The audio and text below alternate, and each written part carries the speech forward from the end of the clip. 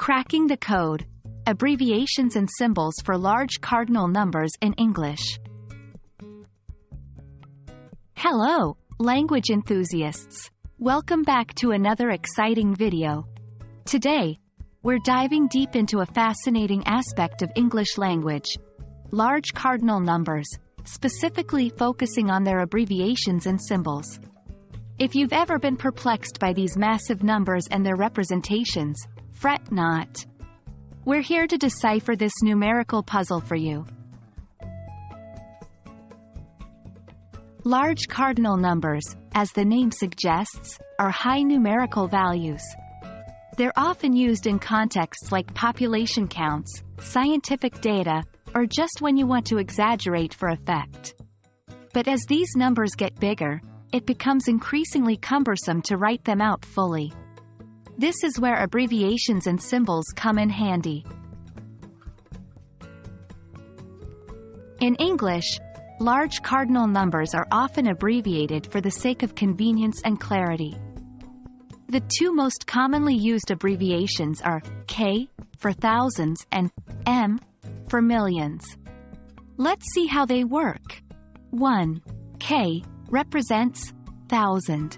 For example, instead of writing 10,000, you could write 10K. 2. M stands for million. So, 5 million simplifies to 5M.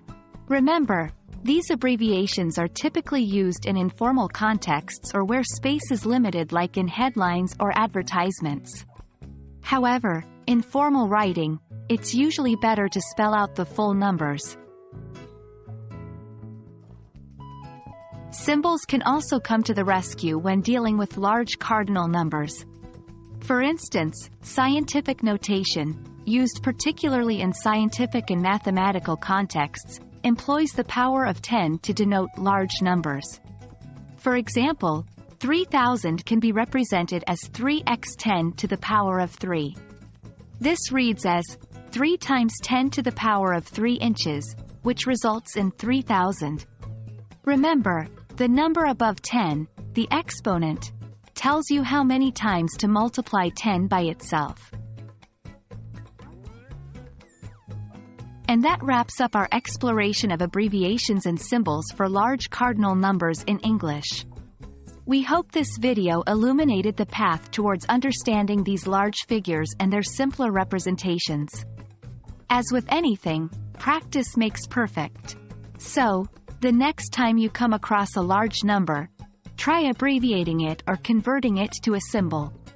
See you in the next video, and until then, happy learning!